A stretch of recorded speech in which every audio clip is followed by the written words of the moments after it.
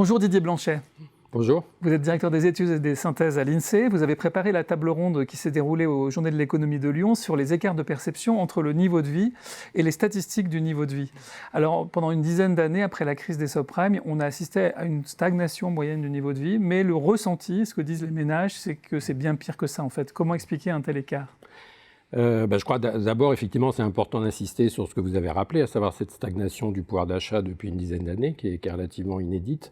Un des facteurs d'écart entre les statistiques, enfin ce qu'on pense être les statistiques et le ressenti, c'est le fait que les gens ne pensent pas forcément au bon indicateur. On communique beaucoup sur le produit intérieur brut, et c'est vrai que lui, depuis la crise, il a réussi à reprendre, bon an mal an, à peu près 10% cumulé par rapport à son niveau de 2007.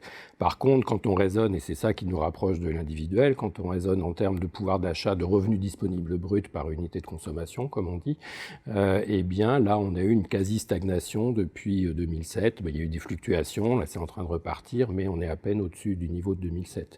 Et donc quand on y dit ça, on explique déjà une partie du hiatus, parce que quand vous avez un pouvoir d'achat qui en moyenne n'évolue pas, ça veut dire que vous avez une majorité de gens pour qu'il est soit stable, soit en décroissance, et puis le reste pour qui il est croissant.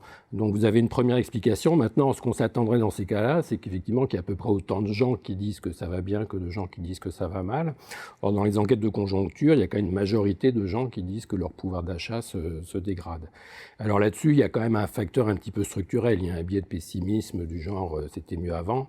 Parce que quand on regarde les séries longues, cette enquête-là de conjoncture auprès des ménages, on l'a depuis les années 70. Il faut remonter à 1972 pour trouver une période où il y avait autant de gens qui trouvaient que ça allait mieux que de gens qui trouvaient que ça allait mal pour eux.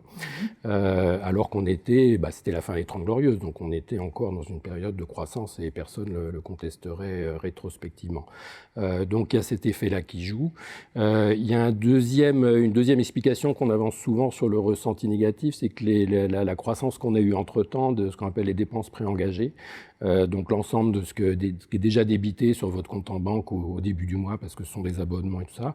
Et donc leur part, elle est passée de 15 à 30% entre les années 60 et aujourd'hui. Le pouvoir d'achat ressenti, c'est plutôt un pouvoir d'achat arbitrable, sur lequel on peut faire des choix dans le courant du mois, une fois que tout a été payé de ce qui devait l'être au début. Alors effectivement, et sur la question des inégalités, on a aussi ce même écart. C'est-à-dire que si on interroge la population, elle dit qu'il y a une explosion des inégalités. Si on interroge les statistiques, il y a une légère augmentation des inégalités. Comment expliquer cette dichotomie ? Oui, effectivement, le terme explosion n'est pas tout à fait approprié pour décrire ce qui se passe. Je ne dirais pas que les inégalités sont stables. Elles s'accroissent légèrement, mais pas du tout avec l'ampleur qu'on observe outre-Atlantique aux États-Unis, qui a été bien documentée. Alors pourquoi ce terme explosion ? On peut envisager plusieurs explications. Il y a d'abord le fait que si les inégalités ont été relativement stables, enfin n'ont pas trop progressé au cours de la décennie écoulée, c'est aussi par le jeu de la redistribution. Les 10% les moins riches, sans la redistribution, auraient vu leur pouvoir d'achat régresser.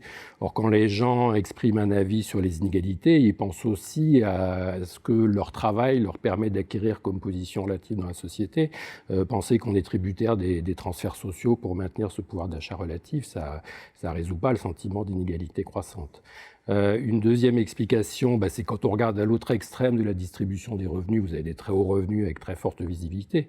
Donc ça ne pèse pas extrêmement lourd dans les indices d'inégalité parce qu'ils essayent d'embrasser l'ensemble de la structure des revenus de haut en bas. Mais forcément, ça contribue à ce sentiment. Et puis pour finir, je reviens à ce qu'on disait au début, à savoir la stagnation du pouvoir d'achat. Les inégalités sont plus durement ressenties quand le pouvoir d'achat moyen est stationnaire que quand il y a de la croissance généralisée qui donne à chacun l'espoir de s'en sortir à court ou moyen terme. Merci beaucoup Didier Blanchet pour votre éclairage sur cette question.